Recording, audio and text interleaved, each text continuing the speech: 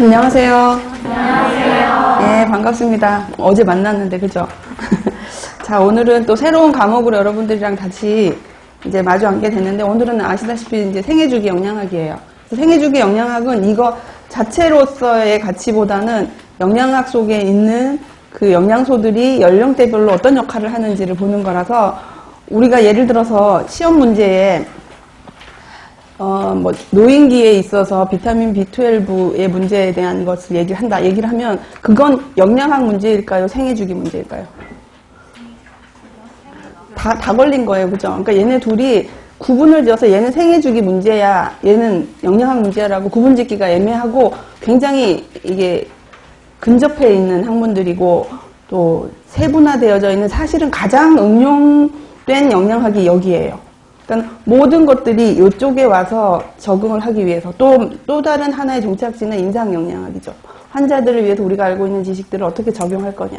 이거는 이제 지역사회 영양학 차원에서 다가와서 그 연령대 우리가 어떻게 영양학적인 문제가 있는지 찾아서 구분해서 설명해주는 그런 이제 단원이라서, 여기 앞에 목차를 보시면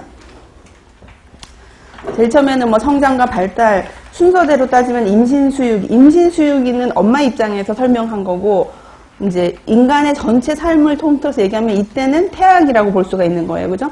태아기하고 이제 수유기와 영아기가 같이 연결된 시점이고, 엄마의 입장에서는 수유기, 아기의 입장에서는 영아기가 이렇게 되는 거고, 그 다음에 유아기, 아동기, 청소년기, 그 다음에 성인기하고 노인기는 같이 볼 수가 있는데, 노인기가 생리학적인 변화가 워낙 많기 때문에 거기에 집중적으로 할 거고, 또 성인기 영양에 있어서는 이제 전체적으로 방어하는, 건강을 위해서 더 나아지기보다는 유지할 수 있고 나빠지지 않기 위한 방어 영양을 해야 되는 그런 시기다. 이런 시점에서 우리가 이제 접근을 할 거고요. 마지막에는 운동 영양에 대한 부분들을 이제 진행을 하려고 그래요. 그리고 추가로 아마 나가게 될 거는 이제 알코올에 대한 이야기는 중간중간에 그 성인기에서 한번 다루고, 그렇게 하면은 생애주기는 끝이 납니다. 그래서 여기서 작년에 기출문제로 나왔던 게 임신기에 있어서 추가 에너지를 내는 과정을, 그것이 어떻게 계산되어졌는지 쓰라는 게 나왔었어요. 그죠? 그러니까 그거를 할 때 그 문제를 제가 이제 문제풀이에서 여러분들한테 문제를 내고 같이 풀었는데, 자세히 들여다보면은 쉬워요. 이해가 되는데 그렇게까지 해야 되느냐고 이제 한 수강생이 그냥 숫자만 외우면 되는 거 아니냐, 이렇게까지 하니까 너무 힘들다, 이런 이제 얘기를 해서 그냥 해보자 그렇게 하고 했어요. 어떻게 될지 아냐 그렇게 했는데 어떻게 돼버린 거예요, 그게. 그래서 이제는 이렇게까지 해야 되는구나 라는 생각을 이제 다시 알게 됐죠. 그래서 여기서는 영양학에 비하면 껌이에요, 껌. 별로 뭐 어려운 것도 없고 이해가 되고 외우는 것도 연관성이 있기 때문에 매우 쉽습니다. 그리고 시험이 작년은 조금 적게 나왔지만 해마다 생애주기 쪽에 문제가 많이 나오는 편이었고, 응용을 할 수 있으니까. 그리고 이게 약간 대중적으로 시대적인 흐름도 따라가면서 할 수가 있거든요. 그래서 나오기가 매우 좋은 학문이라서. 근데 또 접근하기는 쉬워요. 막 골치 아픈 대사가 많거나 그렇지 않기 때문에. 그래서 조금 편안한 마음으로 하면 좋겠다는 생각을 제가 했습니다. 그래서 오늘도 여지없이 프린트물이 이제 2개가 나갔는데, 먼저 우리가 보면서 할 거는 성장과 발달 프린트를 놔두고 같이 교재를 풀면서 할 겁니다. 성장과 발달은 그렇게 긴 과목은 아니고, 전체적으로 우리 몸이 성장하고, 성장과 발달이 다른 건 우리가 알죠. 성장은 크기가, 발달은 기능이 커지는 거예요. 잘하게 되는 거를 얘기를 한다. 그래서 여기 그것에 대한 내용을 자세히 설명하고 있기 때문에 앞에 긴 서론은 하지 않고 바로 이제 교재로 들어가서 수업을 진행하도록 하겠습니다. 자, 첫 번째, 성장 발달의 이제 정의부터 얘기합니다. 좀 전에 설명했던 것처럼 성장이라 함은 양적인 것을 얘기하고, 발달이라 하는 것은 기능성과 능력에 대한 얘기다. 할 수 있는 것을 얘기하는 거다. 그래서 양적인 성장은 커지거나 어떤 양이 증가하거나 이런 것들을 얘기하는데, 주로 무엇이 증가하는 것을 기인한다? 단백질이 증가하는 것을 보고 우리가 성장했다라는 말을 주로 합니다. 그래서 형태적인 성장을 보면은 키나 몸무게가 늘어나는 것을 성장이라 하고, 화학적인 성장이라고 하는 것은 어떤 대사에 의해서 우리 몸에 축적되어져 가는 과정을 우리가 이제 화학적인 성장이라고 하는데 굳이 이걸 구분해서 말하시오라는 문제는 안 나올 거예요. 그러니까 우리가 알면 되는 거고 발달은 이제 이게 중요하죠. 기능이 점점 좋아지는 겁니다. 그래서 신체의 기능면이 점점 복잡해지면서 성숙되는 과정을 말한다. 그래서 기능의 발달에 대해서는 호흡 기능, 소화 기능, 운동 기능 같은 것들이 있는데 가장 여러분들이 이해하기 쉬운 그 기능은 운동 기능이에요. 운동 기능 간단하기들이 뭘 못 잡죠. 못 잡다가 점점 성장을 하면서 발달하는 과정에서 큰 걸 잡기 시작하다가 작은 걸 잡다가 젓가락질을 하다가 젓가락으로 좁쌀을 짓는 이런 기가 막힌 발달을 우리가 하게 되는 거예요. 그러니까 이 손가락에 있어서의 기능의 발달을 우리가 쉽게 볼 수 있는 거고 소화 기능도 처음에 태어났을 적에는 소화액도 잘 안 나오고 그래서 먹어야 되는 것이 제한돼 있고 한데 자라면서 소화액이 나오고 소화 효소가 자꾸자꾸 분비되는 기능이 향상되면서 먹을 수 있는 폭이 점점 넓어지게 된다라는 것이 이제 발달되는 과정을 설명할 수 있는 예입니다. 정서적인 것은 말을 기억하고 표현하고 또 인간관계에 따른 사회성이 발달한다. 그래서 인간관계에 대한 사회성의 발달은 아마 평생 동안 해야지 되는 부분이 아닐까. 그쵸? 처음에는 막 고집이 많지만 그걸로 인해서 내가 손해를 가끔 봤다면 이제 아이들은 조금씩 변해가는 거예요. 그러니까 말로 한다고 되는 게 아니라서 정말 우리가 속된 말로 그런 말 하잖아요. 뭐 똥인지 된장인지 먹어봐야 한다. 색깔로는 알 수가 없다. 이런 것처럼 애들이 겪어봐야 알아요. 그래서 저도 예전에는 어떤 걸 했냐면 내가 다른 사람한테 피해를 주지 않고 그냥 내가 잘 살고 영향력을 미치지 않고 살면은 나는 딴 사람한테 고개 숙일 일이 없다라는 생각을 했어요. 그래서 웬만하면 관계를 갖지 않고 혼자 이제 그렇다고 완전히 단절된 건 아닌데 너무 친해지고자 하지도 않았고 누구와 아주 싫어지고 싶은 생각도 별로 없이 정말 가운데를 걷고 싶었는데 잘 그렇게 살았거든. 별로 문제 없이 잘 살았는데 결혼을 하고 애를 봤더니 애 때문에 고개를 숙일 일이 생기는 거예요. 나는 아무 잘못이 없는데 우리 애가 어디 가서 확 집어갖고 오니까 내가 가서 사과를 해야 되는 거예요. 근데 그때는 부모니까 당연히 하는데 내가 그때 사춘기가 왔는지 너무 혼란스러웠어. 내가 왜 얘 때문에 내가 저 사람한테 고개를 숙이지? 이게 적응이 안 되는 거예요. 화가 막 나고. 그러니까 애가 잘못한 화가 나는 게 아니고 이 상황에 화가 나는 거지. 내가 저 사람한테 잘못한 게 없는데 왜 내가 고개를 숙이지가 이해가 안 되더라고. 무슨 말인지 이해가 되세요? 그런 이상한 철학 때문에 골치를 많이 아파했어요, 저는.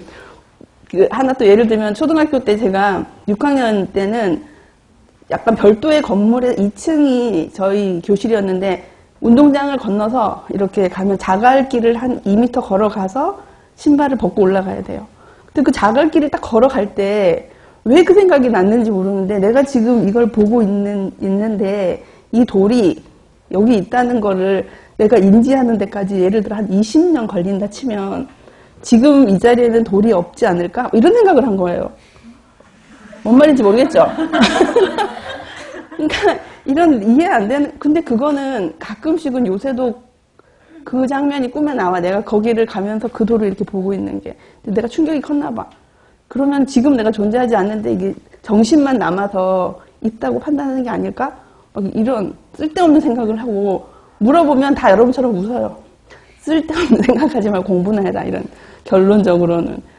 그런 생각들이 막 들더라고. 그런데 이제 지금 내가 얘기하려고 하는 것은 이 사회화되는 거는 아직도 저도 완성이 안 됐고 여러분들은 물론 안 됐고 그리고 여러분들이 하고자 하는 일 자체가 이제 제일 중요한 일은 급식이잖아요.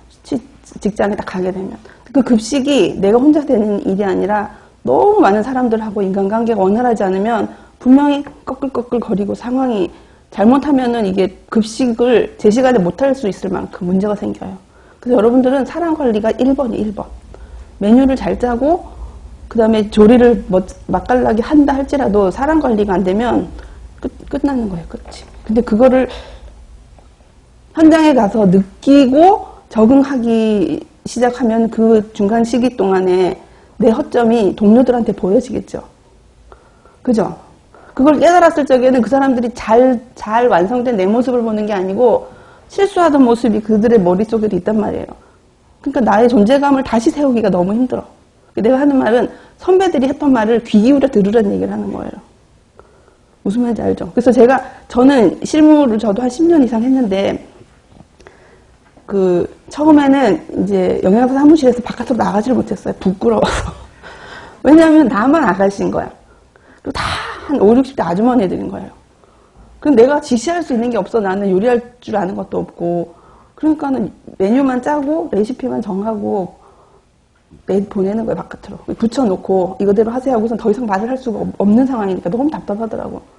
그러다가 결정적인 실수를 하나 한 게 있어. 뭐냐면 냉장고를 점검하러 갔는데 시금치가 이렇게 이제 씻겨갖고 큰데, 제가 있던 데가 굉장히 큰 데였거든, 있는 거예요. 근데 그게 시금치인지를 내가 몰랐어. 시금치를 싫어했거든. 그러니까 이제 영양사가 싫어하는 메뉴는 잘 안 나가요. 해보면 알지만. 그래서 그 시금치가 있는데 씻어놨는데 그게 뭔지 모르겠더라고요. 내가 아는 시금치 모양이 아니었어. 이렇게 삼지창처럼 돼 있는 거예요. 시금치 종류가 여러 개가 있잖아. 이렇게 된 것도 있고 뾰족뾰족하게 돼 있는데 내가 분명히 알고 시켰던 건 저건데 왜 이 시금치가 들어왔지? 그래서 불렀어. 이게 뭐냐 그랬더니 거기에 있던 조리원이 나를 아래로를 한번 훑고, 거기가 이제 지방이거든. 그리고 그분이 경남에서 오신 분이에요. 탁 하는 말이 어떻게, 시금치 아닌겨? 이렇게 얘기하는 거예요. 시금치요? 이러고서는 갑자기 뭐 너무 부끄러워져갖고 빨리 안으로 들어갔어요. 근데 그 상황이 한 2년 동안 내가 자신감 없게 만드는 사건이 돼버린 거예요. 뭘 얘기할 때 그 사람하고 눈이 마주치면 눈동자가 흔들리고 뭐 이런 거 있죠. 그러니까 나 혼자. 여러분들이 멘탈이 나처럼 약하지 않으면 틀려도 막 나가도 돼. 근데 난 그게 안 되더라고. 너무 힘들었어요. 그러니까 내 말은 가서 초반에 실수하지 말라고. 그렇게 하려면 내 편이 많아야 돼요. 사람들의 의견을 들어주고, 왜냐면은 그 공간에서는 내가 대장이거든. 내가 그들의 의견을 들어줄 수 있는 유일한 사람이기 때문에 못해주더라도 들어는 줘야 되는 거예요. 그러면서 관계를 잘 돈독히 하면 생각보다 또 편하게 할 수도 있는 그런 곳이라서, 여러분들이 하기에 따라 다르기 때문에 지금은 공부를 열심히 하는 거에 올인을 하지만 나중에는 내가 어떻게 관리를 잘할까, 사람 관리를. 그것도 돈 주고 가서 배워야 되면 해야 될 것 같아요. 그러면 훨씬 더 내가 빨리 발전하고 주변을 잘 정리할 수 있습니다. 그리고 또 거기만 있는 또 정근 갈 수도 있잖아요. 그럼 빨리 거기를 또 이제 통제를 할 수 있는 능력이 있으려면은 그런 게 생활화돼야 돼. 그래서 저도 워낙에 약간 내상적인 사람이었는데 이런 일을 하면서 너무 씩씩해져가지고, 나를 예전에 보던 사람이 저를 보면은 너무 많이 변했다 그래요. 막 소리도 지르고 갑자기 불끈불끈 화도 내고. 근데 이런 게 가끔씩 필요하긴 하더라고요. 그러니까 여러분들도 여기서 얘기하는 것처럼 발달을 해야 돼요. 여러 면에서. 혼자 살 수가 없기 때문에.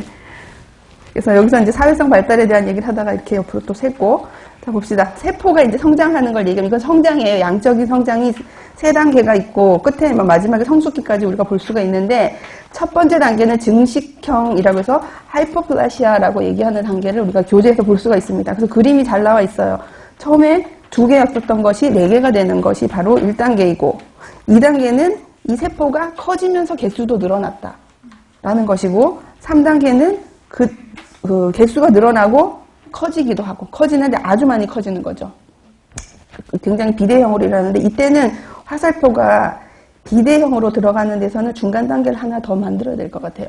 6개가 되는 과정을 겪고 나서 커지는 것까지 가주면 더 정확한 답이 될 텐데, 한번 내용을 볼게요. 세포 분열에 의해서 세포 수가 증가합니다. 그래서 DNA 함량과 단백질이 모두 증가를 하고, 둘 다 증가를 하기 때문에 그 비율은 일정해집니다 라는 것이 나오죠. 그래서 이 수치가 아래쪽에 있는 표를 보면 단백질을 DNA로 나누는 식이 있어요.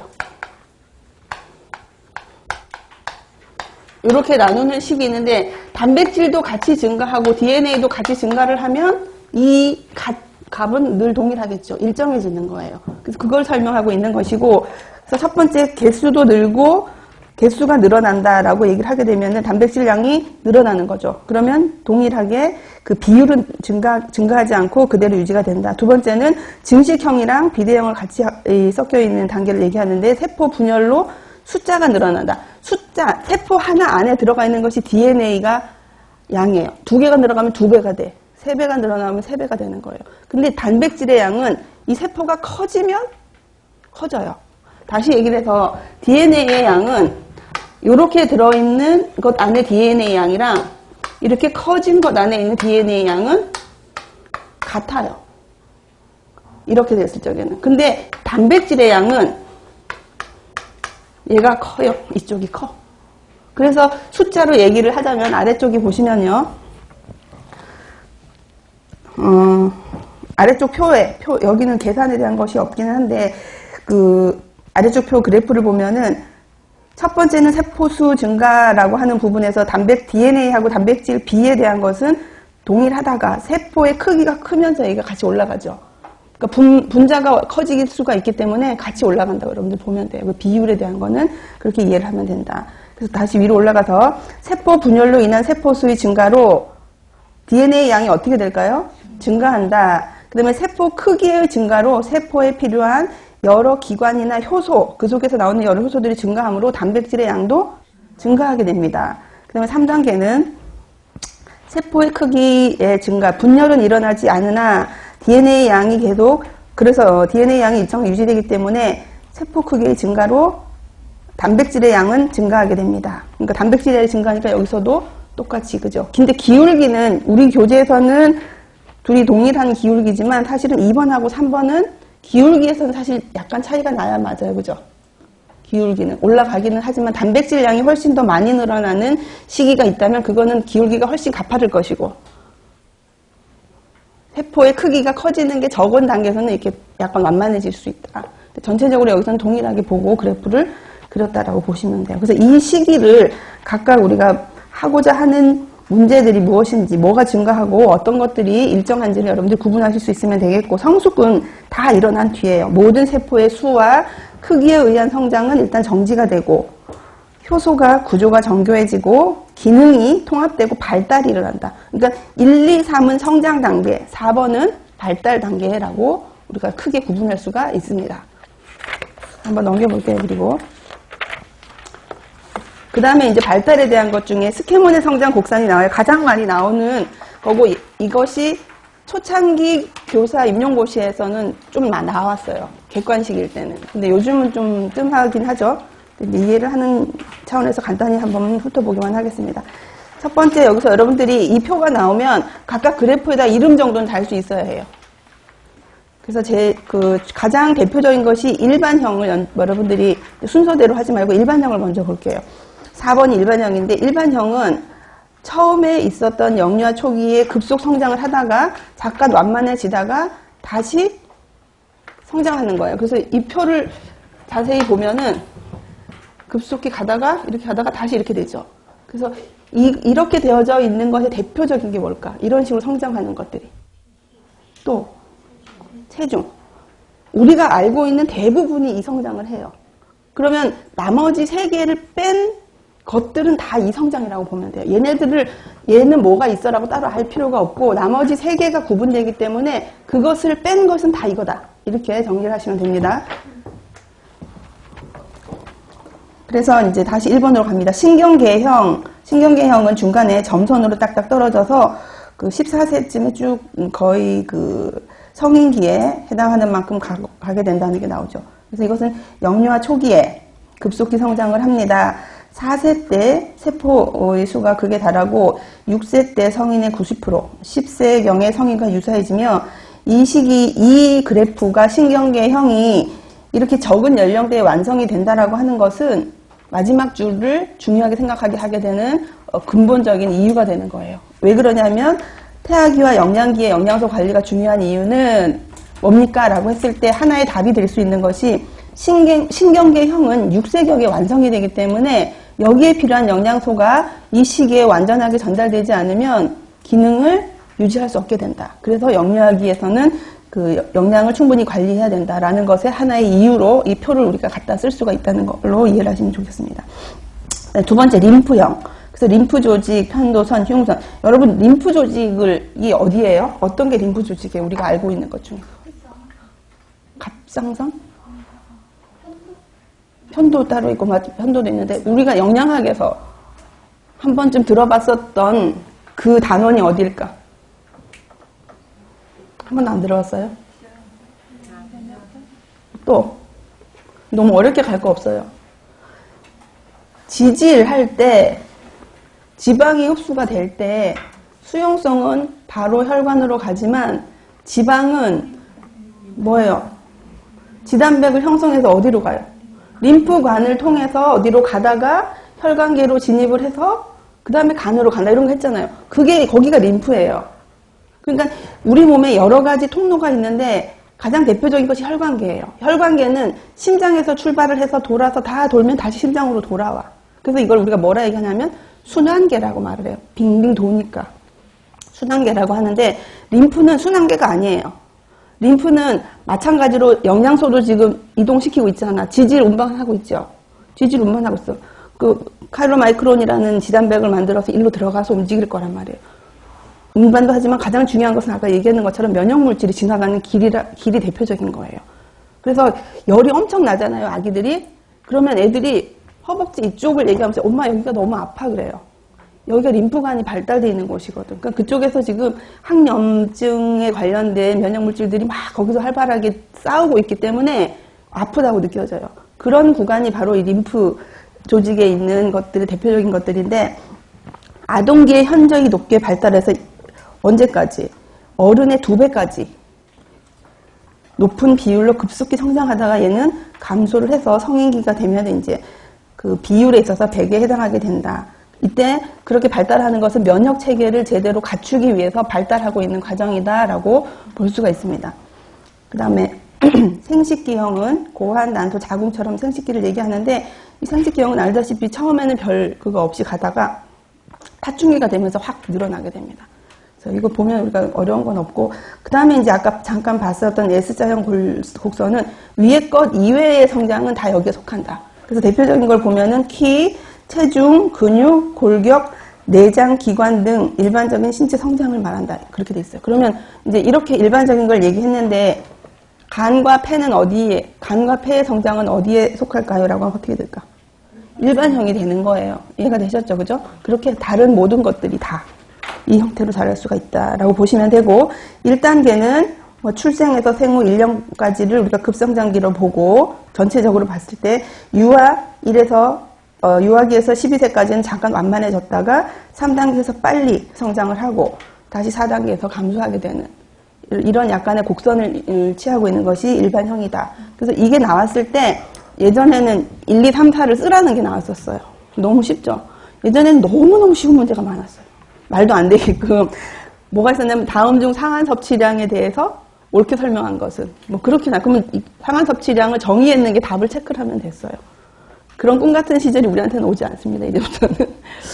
그래서 여기서도 우리가 이제 이게 어떻게 변형이 돼서 문제가 나올 수 있을까? 이제 이런 걸 한번 고민해 봐야 되죠. 낸다면. 자, 그래서 이렇게 해서 스케블리 성장 곡선 잠시 봤고요. 네 번째. 인간 성장의 특징을 우리가 순서대로 한번 볼게요. 이거는 이제 몇 번씩 알아봐서 알겠지만 성장 발달이라고 하는 것은 무엇과 무엇인가 하면 무조건 유전만 따르는 건 아니다. 환경과 관련을 시켜서 유전과 환경의 상호작용에 의해서 이루어지며 그 다음에 줄 거 보세요. 어떻게? 정해진 순서에 따라서 진행이 된다라는 겁니다. 정해진 순서대로 진행이 되고 그 다음에 아래쪽에 보면은 연속적으로 진행이 되고 그 속도는 균일하지 않다. 균일하지 않다고 돼 있어요. 발달 속도. 그 키 같은 거 보면은 초등학교 때 확 컸는데 아직도 초등학교 키인 친구가 있나 하면 너무 작았는데 나중에 큰 경우도 있고. 그래서 제가 아는 분은 야구부가 있는 그런 학교의 학생이었어요. 그래서 친구하고 찍은 옛날 흑백 사진을 보면은 그 야구부 선수 친구의 겨드랑이 가져왔어. 동기인데 같이 찍은 사진에서 그 당사자가 친구의 겨드랑이까지 왔어요. 그 친구가 워낙 크긴 했지만 그렇게 컸는데 자꾸 약하다고 하니까 이제 오기가 생겨서 해병대를 갔을 거예요, 아마. 해병대를 지원해서 갔어요. 근데 거기서 키가 15cm가 커가지고 왔어. 기가 막히게 컸죠. 그래서 내가 나중에 클 수 있는 사람도 있다는 거를 분명히 이제 내가 눈으로 본 거예요. 근데 문제는 그렇게 갑자기 큰 게 문제가 되는지 제대를 하자마자 신장에 문제가 생겨서 입원을 길게 했어요. 근데 그것과 관계가 있는지 신장 질환과 관련된 무슨 다른 문제가 있었는지 모르겠지만 제대하자마자 급하게 입원해갖고 신장에 문제가 있다 그래서 가보니까 막 주사를 큰 걸 맞고 있고 그랬었어. 얼굴도 막 좀 안 좋게 막 부어있기도 하고 그런 게 있어요. 근데 그 키는 뭐 병 낫고 났더니 훌쩍 커갖고 보긴 좋더라고. 그러니까 이게 속도라는 것이 조절을 할 수가 있는 거지 균일하게 뭐 몇 세에는 몇 센치가 반드시 커야 된다 이건 없다.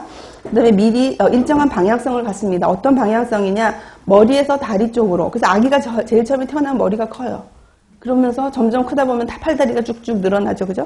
그런 것이 있고 또 중심에서 말단부 방향으로 갑니다. 그래서 몸통보다는 사지가 더 빨리 많이 자라면서 우리가 알고 있는 사람의 모양으로 아기들이 바뀌어간다. 이렇게 볼 수가 있습니다.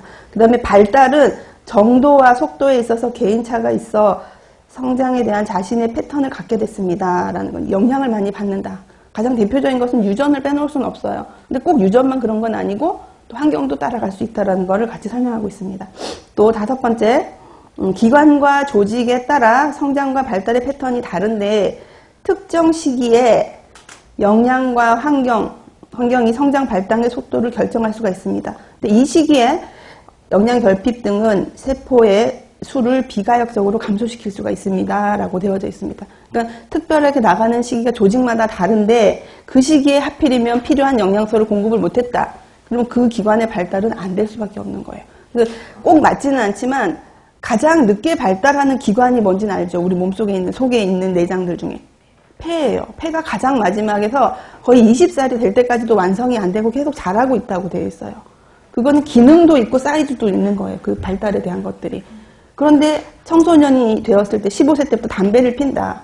그러면 거기는 세포수가 자라야 되는데 오히려 독성물질에 의해서 자극을 받아서 수도 늘어나지 않고 기능도 발달하지 않게 되므로 나중에 폐 쪽에 질환이 올 확률이 매우 높아진다라는 거를 적용시킬 수가 있습니다. 그렇죠? 그렇게 보시고 이제 한번 넘겨볼게요. 자, 그 다음에 나오는 페이지는 생애 주기별로 우리가 해야 되는 거를 2장으로 요약해 놓은 거예요. 그래서 이거 찬찬히 보면 우리가 각각 단원에서 어떤 것들을 우리가 보게 될지 우리가 이제 볼 수가 있죠. 첫 번째, 생애 주기별 특성을 요약했습니다. 그래서 태아기는 우리 그 교재에서는 임신기하고 동일하게 볼 수가 있어요. 임신기에서의 태아 입장이다. 그 다음에 영아기, 유아기, 아동기, 청소년기, 성인기, 노인기로 요약해놨어요. 그래서 태아기는 먼저 보면은 임신 전기에는 세포의 급속한 분열과 신체 기관과 구조가 형성이 되는 시기이고, 두 번째 때는 커지는 것, 성장이 가속화합니다. 그러니까 아까 봤었던 것처럼 임신 전기에는 세포가 급격히 분열한다 그러면은 첫 번째 단계죠. 1단계에 해당이 되는 걸로 우리가 볼 수가 있고, 중기에는 이제 개수도 늘어나고 크기도 사이즈도 커지는 단계로 볼 수가 있습니다. 그리고 신체 구조가 정교화가 된다. 그리고 기능적인 활동도 초기에는 있을 수가 있고, 말기에는 질량의 급속한 증가가 있게 되며, 가장 중요한 것은 출생 후에 나타나는 변화에 대한 준비기이기 때문에 중요한 시기이다. 그리고 태아에게서 지방세포가 증가하는 그런 시기가 바로 임신 말기이다라고 구분해서 볼 수가 있습니다. 그래서 요거 태아기는 임신기와 동일하게 본다 이렇게 보면 되고, 이제 영아기는 첫 번째 1차 급성장기예요. 영아기는.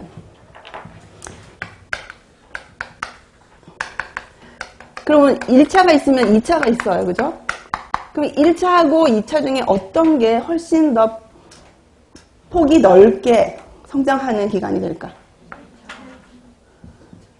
비율을 보는 거예요. 비율. 내가 1차 성장이 되기 전이랑 1차 성장이 끝난 이후의 비율이 있을 거 아니에요. 그 다음에 2차 성장이 되기 전에 내 몸 사이즈랑 2차 성장이 끝난 다음에 내 몸 사이즈의 그 두 개를 비교했을 때 어떤 게 더 퍼센트가 높이 올라가 있을까? 1차예요. 1차. 무슨 말인가 하면 아기가 태어나서 돌 될 쯤 되면은 키가 어떻게 되는가 하면 얼마나 늘어요? 2배로 늘어요. 2배로 늘어. 근데 그 사춘기가 되기 전에 6학년 정도 되는 아이들의 키가 보면은 저만 하거든요. 근데 얘네들이 2차 성장이 끝나면 이 2배가 되지 않잖아. 무슨 말인지 알겠죠? 그러니까 그 성장이 일어나기 전과 일어난 이후의 비율을 보면 훨씬 더 1차 때 큰 거예요. 그래서 1차 급성장기가 훨씬 중요하다는 얘기를 할 수가 있습니다. 가장 많이 성장해요. 그러면 무슨 얘기가 하면 우리 몸이 굉장히 힘들 때예요. 굉장히 활발하게 움직일 때예요. 그리고 또 하나가 뭐가 있냐면 영아들이 누워서 바둥바둥 이렇게 움직이는 운동이 보통 운동이 아니라는 거예요. 엄청난 운동을 하고 있는 거예요. 그것 자체가. 여러분들 지금 여기 누워서 팔다리를 들고 하루 종일 흔들고 있으라 그래봐요. 살 다 빠질 거예요. 근데 얘네들은 그걸 몇 달 동안 하잖아. 나름 그렇게 하면서 몸을 이제 만들어가고 있다고 여러분들이 보면 되는 거예요. 그러니까 1차 성장기가 가장 많이 일어나는 거다. 생후 1년간 성장 발달이 이루어지는 시기이고 뱃속에 있을 때 태내 환경과 급속히 달라진 외부 환경에 적응하기 위해서 매우 민감한 시기이기 때문에 외부 접촉을 많이 줄이죠. 그죠? 그 다음에 먹는 것은 유즙을 중심으로 영양 공급이 이루어지므로 이때는 영양 지도를 누구한테 해야 돼요? 보호자가 해야지 되는 거죠. 보호자에게 그 영양 지도가 매우 중요하다. 그 다음에 급속한 성장이다. 그러니까 일생에서 가장 급속한 성장기가 바로 이때라고 보면 됩니다. 급속한 성장과 발달, 신체 기능과 뇌 기능의 성숙이 일어난다. 그리고 영양 관리, 이제 이 부분이 중요한데 영양 관리의 또 다른 관심은 유동형이었던 것이 이유기를 거치면서 고형식으로 바뀌어지는 중간 단계가 거쳐져 있다라는 거예요. 그래서 이유식으로 유즙에만 의존하던 영아를 서서히 정상식이라고 하는 것은 고형식을 얘기하는 거예요. 씹어 먹어야 하는 음식으로 이끄는 식생활 변화의 과도기로 이 시기에는 뭐가 형성될 수 있다? 음식에 대한 기호도가 형성이 될 수가 있습니다. 그래서 이제 유아기, 근데 이 시기가 정말 중요한 게 뭐냐면 제가 저희 사촌이 아니고 조카 아이가 있는데 제 이제 여동생의 딸이에요. 제 여동생이 너무너무 바쁜 거예요. 그게 왜 이렇게 바쁜지 모르겠어. 돈을 많이 버나? 아무튼 너무 바빠. 아무튼 그래서 걔를 그 조카가 태어났을 적에도 우리 집에 또 많이 맡기고 그랬는데 본인이 바쁘니까 애를 먹고 싶은 것만 먹이는 거지. 먹어야 될 걸 우리가 먹이려면 노력이 필요하잖아요. 당근 이런 거 싫어하잖아요. 지금 먹이려고 그러면 막 이렇게 썰어서 볶아서 숨겨서 먹이기도 하고 주먹밥도 만들어야 되는 그런 노력이 필요한데 그런 걸 할 수 있는 형편이 절대 아닌 거예요. 그러니까 좋아하는 것만 먹이니까 김만 먹어요. 다 클 때까지. 지금도 김을 제일 좋아해요. 그러니까 김은 싫어하는 애들이 없잖아. 우리 어른들도 좋아하는데 그래서 말을 할 쯤 돼갖고 다른 걸 주면 얘가 할 수 있는 이제 말을 막 시작했을 적에 딱 2가지 말을 할 수 있을 고나이 때 맛없다는 말을 맛더워라 그랬거든. 맛더워. 영어 같다. 지금 얘기하니까 맛더워. 그 다음에 좋아. 이 2가지만 할 수 있었는데 다른 게 다 맛더워고 김만 좋아졌어요. 그러면 이제 여러분들 같으면 바빠도 다른 걸 먹일 노력을 할 텐데 우리 동생은 그렇게 하지 않은 거야. 김만 준 거예요. 김만 줘요. 그러게 애가 빼빼 마르기도 했지만 문제는 이제 초등학교를 가서도 급식하면서 문제가 너무 심각한 거예요. 학교에서는 김만 주지 않잖아. 그리고 선생님이 항상 식판에 남는 걸 검사를 하고 얘네들이 집에를 가야 되는데 맨날 집에 늦게 오는 거예요. 못 먹는 거예요. 먹어 버릇하지 않아서, 잘 먹어 버릇하지 않아서. 그러니까 항상 얘는 끝에 마무리를 얘가 하고 와야 되는 거야. 그게 이제 제일 늦게 먹고 못 먹는 사람한테 주는 그 선생님의 벌이었던 거지. 그래서 본인이 담당을 해야 되는 거예요. 그리고 부모하고 얘기를 했는데 이제는 본인이 엄마가 손쓸 수 있는 단계를 넘어간 거잖아요. 이제는 이제 어떻게 할 수가 없어가지고 아무리 해도 안 돼서 결론을 얘기하면 이민을 갔어요. 유학을 보냈어. 한국 학교를 적응할 수가 없어서. 그 할 수 없는 이유가 급식이 해결이 안 돼서요. 이해가 안 되는데 심각하더라고. 왜냐하면 안 되는 거야. 야단을 칠 수준이 아닌 거예요. 여러분한테 여기 꾸물꾸물 기어다니는 벌레인데 영양가가 많으니까 하나씩 집어먹어야 된다 그러면 먹겠어요? 죽어도 못 먹잖아요. 이거 못 먹으면 교사시험에서 2점 뺀다 그래도 막 빼면 뺐지 못 먹는 사람 분명히 있을 거예요. 그만큼 못 먹는 거예요. 그러니까 학교 생활이 안 돼. 애들도 놀려. 그리고 그 맛어라는 말을 맛없어라고까지 가기가 너무 힘든 거예요. 그 교정이 안 돼. 공부는 그런데 또 잘해. 그러니까 막 어때 선생님하고도 해결이 안 돼. 급식 선생님도 해결이 안 돼. 그 결국은 딸내미 혼자를 유학을 보내게 됐어. 이 모든 시초가 급식에서 일어났다니까. 그러니까 이 어릴 때 영아기 때 식사가 인생을 이렇게 바꿔버려요. 그러니까 걔가 무슨 죄로 엄마가 못 따라하니까 혼자 홈스테이를 시켜서 다니는 거야. 근데 문제는 거기는 그런 걸 타치를 안 해. 외국에서는. 외국의 국제학교를 보냈는데 안 하고 밥을 못 먹다가 어느 날 좀 잘 먹으면 표창장을 줘요. 오늘은 어제는 예를 들어 당근을 못 먹었는데 오늘 당근을 2숟갈 먹었다. 이렇게 돼 있으면 그걸로 상을 주는 거야. 색깔이 별것도 아니야. 프린트했는 요만한 선생님이 주는 상장이에요. 그걸 붙이는 거야. 벽에다 붙여서 제가 한번 이제 너무 궁금해서 같이 갔더니 벽이 아주 난리도 아닌 거예요. 봤더니 공부 잘하는 상은 없고 길 가다 뭘 주워서 갖다 줘서 주인 찾아주면 교장 선생님 상장, 뭐 밥을 잘 먹고 안 남겼을 때 주는 상장. 그럼 우리나라하고는 이게 얘를 대하는 게 너무 다르니까 고쳐지더라고. 먹고 상 받고 싶으니까 그걸로라도 자기가 보상받고 싶으니까 그걸 자꾸 하면서 이게 교정이 되는 거예요. 그러니까 너무 그때 1학년 때 담임 선생님이 안 맞았지. 좀 다른 방법으로 했으면 편안하게 학교 생활을 할 수 있었을 건데 그 밥 때문에. 이거는 정말 거짓말 하다 아니고 진짜 급식 때문에 갔어요. 그리고 너무 기가 찬 일이에요. 그러니까 엄마들이 이렇게 애들의 음식을 바쁘다고 놔둘 일이 아니더라고. 그래서 그 시기에 기여도가 형성될 수 있기 때문에 매우 중요하다. 그다음에 유아기 1에서 5세까지 학교 취학 전까지를 유아기라고 한다. 이때는 성장의 속도가 영아기에 비해서 완만해진다. 그러니까 우리 아까 키 봤잖아요. 급속히 성장하다가 약간 플레이트, 완만해지다가 다시 청소년기 올라가는 저 패턴이 바로 여기에 들어갈 수가 있는 거예요. 성장 속도가 영아기에 비해 완만해지면 관찰되는 식생활 혁시, 이때 이제 문제가 되는 식생활이 뭐가 있냐면 식욕 부진이 올 수가 있습니다. 그 다음에 자아 형성과 관련된 식품 기호의 편중 같은 것들이 나타날 수가 있다라고 되어져 있어요. 이때도 편식으로 인해서 식생활이 바뀌어질 수 있는 시기이기 때문에 교육이 필요한 시기다.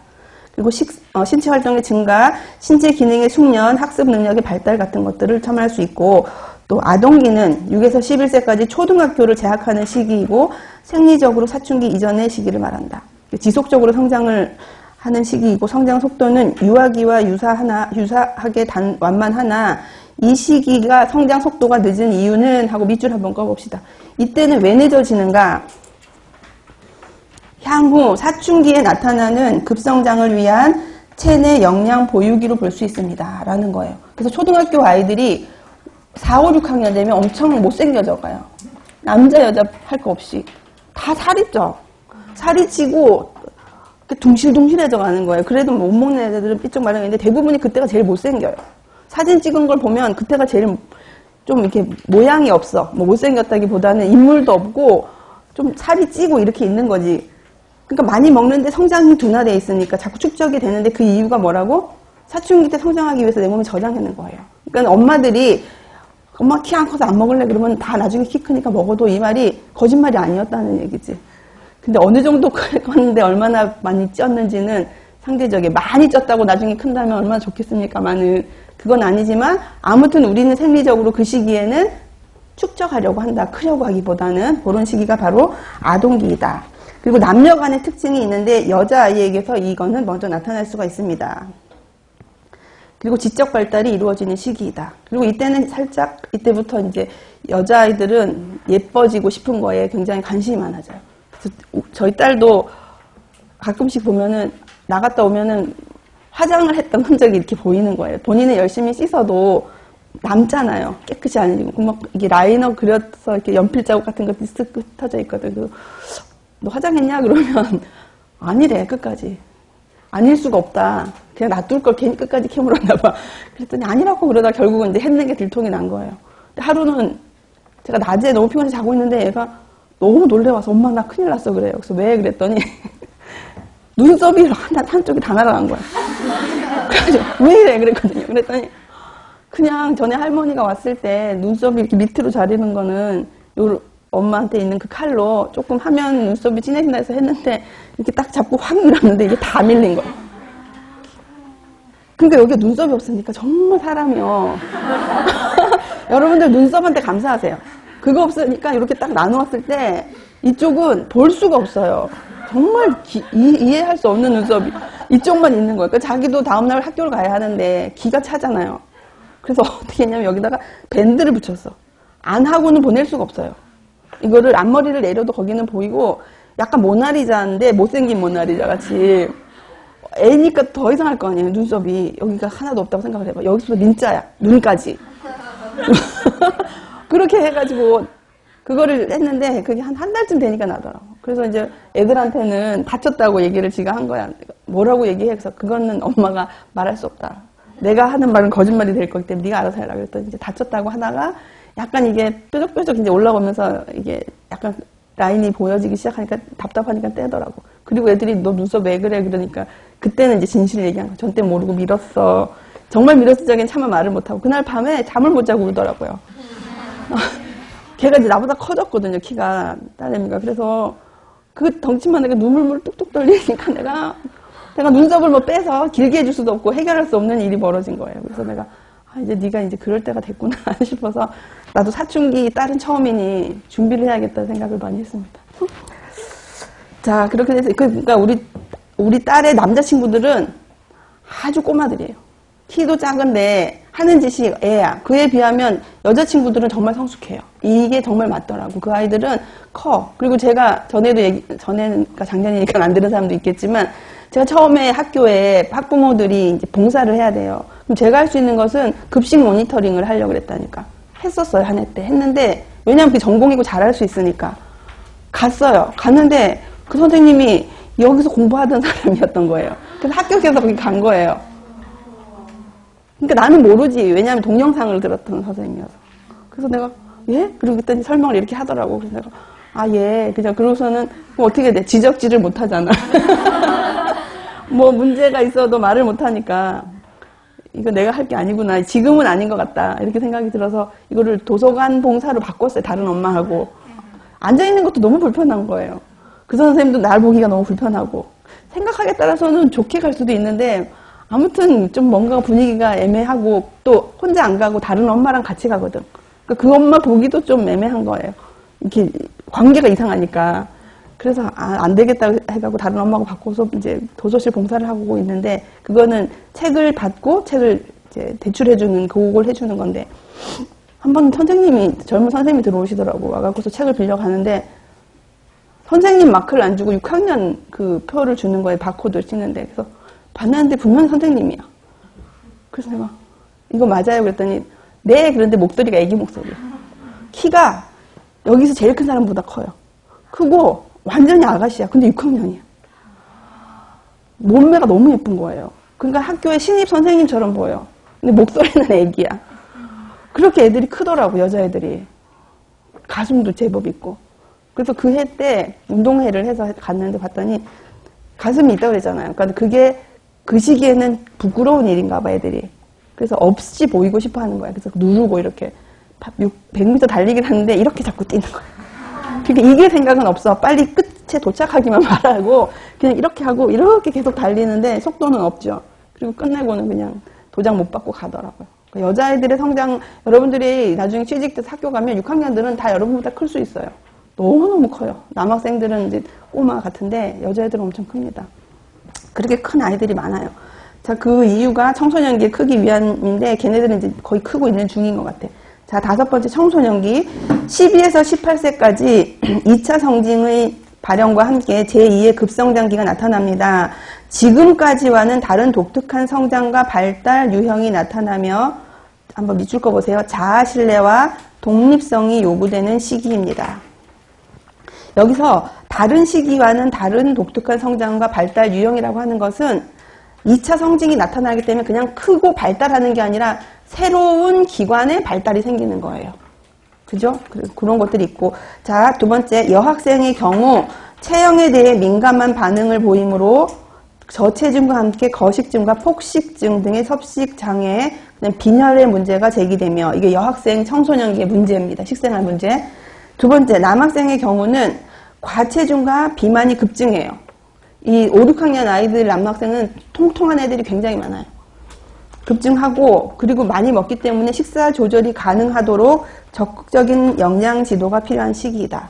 그래서 청소년기에 있어서 여학생의 영양 문제와 남학생의 영양 문제는 조금 결이 다르다라는 걸 여러분들이 구분할 수 있어야 되고, 자, 3번째, 성장의 가속화, 급격한 체중의 증가, 성기관과 내분비 기관의 변화, 2차 성징의 발현, 최대 성장을 보이다가 감퇴하기 시작을 하고 급격하게 근육이 성장하고 또 성기관의 성장과 기능이 성숙해지게 되는 그런 독특한 성장과 발달이 나타나는 시기가 바로 청소년기다. 4번째, 개인별로 사춘기가 일찍 올 수도 있고 늦게까지 지속될 수 있으므로 사춘기의 시작과 종료 시기를 일률적으로 한정하기는 어렵습니다. 그래서 저희 딸 친구들이 이제 스물 초경을 시작을 하고 있어요. 그래서 처음에는 하는 거에 대해서 부끄러움이 있었어요. 작년 5학년까지만 해도 한두 명 있었어요. 엄마들 얘기를 들어보면. 그럼 그거를 얘기를 하려고 하지 않았는데 6학년이 되면서 많아지니까 안 하는 애들이 이제 불안해하는 거예요. 할 때가 됐다는 생각에서 본인이 늦어지고 있는 거. 근데 또 엄마들은 늦어지면 키가 더 큰다는 생각에서 자꾸만 늦춰주고 싶은 생각이 또 있게 되는 거죠. 그죠? 자, 그 다음 6번째 성인기. 성인기는 청소년기 이후부터 노인에 이르는 시기로 줄 거 봅니다. 전 생애에서 가장 긴 시간이 바로 이 성인기이다. 전 생애에서 가장 긴 시기. 사춘기 이후 성장의 속도는 급격히 감소합니다. 이제 성인기에서 급격히 성장하는 경우는 없어요. 이후 성인기에는 성장보다는 발달, 유지 측면이 훨씬 더 강조됩니다.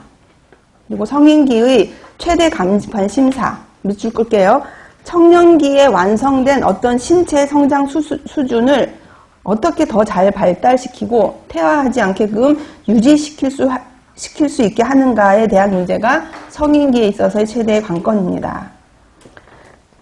요거는 이제 생리적인 얘기를 하고 있어요. 밑에도 생리적인 건데 생리의 활성도는 발달을 통하여 최고의 정점에 도달한 후에 점차 감소하는 신체적인 변화를 경험합니다. 그러니까 생리적인 활성도는 성인기에도 조금 상승을 해요. 그러다가 정점을 찍고 나면 그 다음부터는 감퇴하는 시기로 접어드는 두 시기가 공존하는 것이 바로 성인기다. 이렇게 볼 수가 있습니다.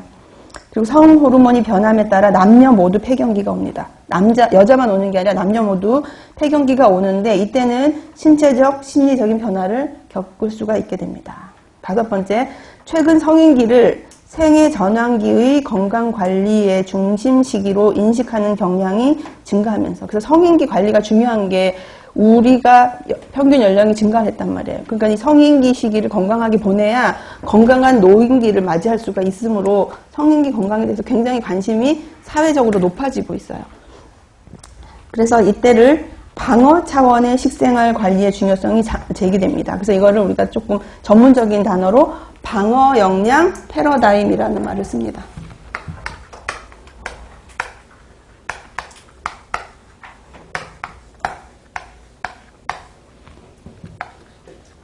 그래서 방어 역량 패러다임이 적용이 되는 시기는 성인기다. 이때는 더 좋아지기를 원하는 것이 아니고 더 나빠지는 것을 디펜스, 방어하기 위해서 우리가 많이 먹어야 되고 운동을 해야 되고 관리를 해야 된다. 이게 바로 성인기의 식생활의 중심이다라고 볼 수가 있습니다. 그 다음에 7번째 노인기. 성인기에 이루어진 신체적인 성숙이 노인기에 들어오게 되면 전반적으로 세포의 숫자나 기능이 감퇴하게 되고 음식물의 섭취와 관련된 소화, 흡수, 대사, 배설에 대해서 전반에 이르는 기능적인 감소 또는 내분비 기관과 감각기관 등에 있어서의 기능의 감퇴, 전부 다 쇠퇴하는 시기가 다 도래한다라고 볼 수가 있습니다. 그래서 기능적인 예비 능력뿐 아니라 면역 능력까지도 약화가 돼요. 약화가 되어서 질병 감염과 질환 발생이 증가할 수가 있습니다. 그래서 몸이 이게 해마다 달라지는 거를 느끼는 거예요. 너무 심하게 느끼는 게 뭐냐면 저도 아마 이 시기가 아닌가, 노인기는 아니지만 중간쯤 왔다고 생각이 되는데 예전에는 밤을 새도 그 다음날 반나절 자고 나면 개운해졌어요. 근데 이제는 밤을 새면 몸이 회복이 안 돼. 그 다음에 죽을 것 같아. 제가 뭘 싫어하냐면 새벽에 동트기 직전에 파란 하늘 있죠. 새벽에 이제 하얗게 되면서 밝아지는데 그 시기가 너무 싫어요. 그때 내가 깨어있는 게 굉장히 고통스러워요. 어릴 때부터 어떤 트라우마가 있는지 그 시기에 무슨 하늘이지 그거는 곤색도 아니고 약간 이상한 하늘색 되면서 곧 밝아지기 직전에 그 하늘을 좋아하는 사람도 있는데 저는 그게 싫어요. 그래서 밤을 새다가 그때 잠들어. 그때 되면 잠들어서 해가 뜰 때까지 자요. 밤을 새더라도. 예전에는 그때 자고 나면 일어나서 올 수 있었어요. 그래서 예전에는 이제 강의 준비 같은 걸 하면은 여러분들 이제 프린트물 이런 것도 제가 며칠 전에 준비하는 줄 알죠? 절대 아닙니다. 저녁부터 준비를 해갖고 만들어 오는 거예요. 프린트물이. 왜냐하면은 그전에는 이렇게 해야겠다는 아이디어가 안 나와. 정말 미칠 것 같아요. 미리 내가 한두 주 전에 이렇게 해서 주면은 도움이 되겠구나라는 게 떠오르면 미리 하는데 해놓으면 그 전날 생각이 바뀌어. 그래서 다 뜯어 고쳐야 되는 거예요. 그러니까 할 필요가 없는 거야, 미리. 그러니까 그 전에 그거를 만들어야 되니까 너무 힘이 든 거예요, 이게. 그래서 제가 하루 종일 근무가 아니고 강의를 할 수가 없어요. 지쳐가지고. 그러니까 이렇게 해갖고 오게 되니까 너무너무 몸이 힘이 드는데 예전에는 절대 안 그랬거든. 다 극복이 됐는데 이제는 정말 늙었나 봅니다. 라는 말이 들려요. 그리고 이제 개인적인 얘기긴 한데 호르몬의 변화 얘기했잖아요. 저의 개인적인 얘기는 뭐가 있는가 하면은 제가 생리를 시작하고 지금까지 지내면서 규칙적으로 생리를 한 경우가 단 한 번도 없었어요. 고3 때는 한 번도 안 했어요. 한 번도 안 했어. 근데 그게 이상하지가 않고 엄청 편하고 좋더라고. 그리고 늘 그래서 한 2달 건너, 달 맞춰서 한 적이 단 한 번도 없을 만큼 그게 일상화가 되니까 그 전에, 생리하기 전에 어떤 오는 느낌도 없었어요. 무감각해서. 그래서 반드시 옷을 버려야 시작하는 줄 알고 준비할 수가 없는 거죠. 그렇게 있었는데 작년인가 재작년부터 딱 날짜가 맞는 거예요. 그래서 이게 왜 이럴까? 다른 사람은 이게 줄어드는 게 갱년기라는데 나는 이게 정확해지는 게 갱년기 증상인가 뭐 그렇게 믿었어요. 워낙 내가 한 번도 경험해보지 못한 게 계속 오니까 날짜가 맞는 거야 이게. 그래서 신기하다. 너무 신기하고 그랬는데 작년 겨울에 이제 그걸 했어요. 건강검진을 하면서 전문가한테 물어야지 답이 나올 것 같다고. 진짜 난 그게 고민이었거든. 왜 이러나 도대체 내가. 그거를 이제 아까 얘기하다 우리 아들한테 내가 큰일 났다. 엄마가 이렇게 됐다. 이렇게 얘기. 우리는 그런 얘기를 다 하거든. 그랬더니 엄마 셋째는 안 돼. 이렇게 얘기를 하는 거야. 그래서 내가 그런 생각도 없어. 그랬더니 큰일 나네. 엄마 이렇게 곤란한데 막 우리끼리 농담으로 했어요. 그러다가 병원에 가서 건강진단을 받고 산부인과 상담을 하는데 그 얘기를 했어요. 선생님 제가 이만저만한데 이런 경우가 없는데 한 1년 전부터 너무 고통스럽습니다. 매달 이렇게 의식을 치러야 하는 게 이게 힘든 게 그 생리하는 거 자체가 힘든 게 아니고 왜 정확하지가 너무 스트레스인 거예요. 나는 이제 줄어들어야 될 시기인데 왜 정확해지고 있지? 이러다 한 달 2번씩 막 이렇게 하면 빈혈로 쓰러지는 거 아니야? 이런 생각도 들고 그랬더니 답이 나왔어. 뭐냐면 젊었을 때는 남성 호르몬이 많이 나왔대요, 제가. 그러니까 여성 호르몬이 안 나온 건 아닌데 남성 호르몬이 많이 나오다가 나이가 들면서 남성 호르몬이 줄어드니까 정상이 돼버린 거예요. 몸이. 그래가지고 그렇구나 이렇게 생각을 하고 이제 집에 와서 그래서 이렇대. 이제 나는 이제 젊었을 때 호르몬 균형으로 돌아온 거예요. 이제 그러니까 이게 생리적인 부분이 제대로 진행이 되게 된 거지. 달달이. 여전히 저는 건강합니다. 계속 그러고 있는 거예요. 그래서 그 얘기를 가족들하고 있을 적에 그래서 그랬단다. 이제 풀렸다. 해결이 됐다. 왜 그런지. 어쩔 수 없이 나이에 따라서 호르몬의 조절로 인해서 내가 몸이 이렇게 됐나 봐. 그랬더니 우리 아들이 우리 엄마가 그동안 왜 이렇게 사자 같았는지 이제 알았다고. 남성 호르몬이 왜 그렇게 많이 나와서 그렇게 용감했을까? 이렇게 정리가 됐어요. 그러니까는 분명히 몇 년 전까지는 내가 못 느끼지만 나이가 들어서 어느 경계역을 넘어섰다고 생각하니까 이게 내가 느낄 만큼 호르몬의 분비가 바뀌고 있는 걸 내가 느끼잖아요. 바깥으로 드러나는 어떤 현상들 때문에. 그게 이제 노인기는 싫다, 정말. 그 중간 단계쯤에서 이게 이제 오고 있는 거예요. 그러니까 노인들은 얼마나 더 피부로 느끼겠습니까? 젊은 시절을 되뇌이면서. 그러니까 정신적으로 굉장히 고통스럽습니다, 그분들도. 그다음에 세 번째가 가장 중요합니다. 3번의 별표. 경제적 환경의 악화로 심리적인 위축, 거동의 불편 등으로 식욕이 저하되고 식사 준비에 어려움을 초래하여 영양 불량의 위험이 증가하게 됩니다. 이거는 시험에 나올 수 있는 굉장히 농도가 짙은 문제예요. 어떻게 나올 수가 있는가 하면 노인기에 영양 불량의 위험이 증가하게 되는 이유를 쓰시오. 그러면 우리가 쓸 말이 되게 많은데 이게 딱 요약된 말이에요. 가장 몸에 호르몬 이런 얘기들도 할 수 있지만 사실상 정신적으로는 경제적인 약화, 돈을 벌 수 없게 됐기 때문에 그거를 내가 이렇게 마음대로 써야 돼? 이런 거에 대한 위축이 오는 거예요. 심리적인 위축도 있고 걸어 다니고 이런 것들에 몸에 이제 무리가 오니까 힘이 들어지는 거죠. 그렇게 되면은 그런 여러 가지 환경들이 식욕을 떨어뜨리게 돼요. 여러분들은 아직 안 왔지만 이런 상황을 생각만 해도 밥맛이 없죠. 내가 이제 돈을 못 벌게 된다. 벌고 있었는데 그리고 몸도 아프다. 그럼 밥맛이 있겠냐고. 그러니까 어른들이 일단 밥맛이 떨어진 거예요. 두 번째, 식사 준비에 어려움이 있는 거예요. 움직일 수가 없으니까 누가 차려줘야 되는 거지. 그러니까 몸의 움직임과 경제적인 문제 때문에 식욕이 떨어지게 되고 음식을 준비할 수 없게 되므로 영양 불량이 올 수 있는 확률이 높다. 이게 딱 답이 정리가 될 수가 있는 답이라고 여러분들이 적으시면 됩니다. 그래서 노인기에는 영양 불량의 위험이 증가하는 원인이 굉장히 많지만 가장 사회적인 문제와 접근해서 정리를 하자면 3번을 그대로 여러분들이 정리하시면 될 것 같아요. 그 다음에 우리나라 65세 이상 노인의 86.7%는 한 가지 이상의 만성질환을 가지고 있어요. 그래서 각자 뭐 할머니나 어머니들 보면은 약이 이만큼씩이죠. 종류대로. 그거를 잘 찾아 드시는 것만 해도 너무 대단하실 만큼 많아요. 진짜 한 주먹씩 이렇게 있어요. 근데 그거를 안 먹으면 그 다음 끼니가 올 때까지 문제가 생기니까 잘 챙겨서 드시기는 합니다만은 이렇게 약을 먹게 되면 또 영양 성분이랑 또 그죠? 문제가 생길 수가 있으니까 그런 것들도 조심할 수 있게끔 영양 관리를 해야 된다. 라고 해서 우리가 이 첫 번째 단원을 마쳤고 잠깐 쉬는 동안 이 프린트물에 답을 한번 써보세요. 우리가 풀고 다음 단으로 넘어가겠습니다.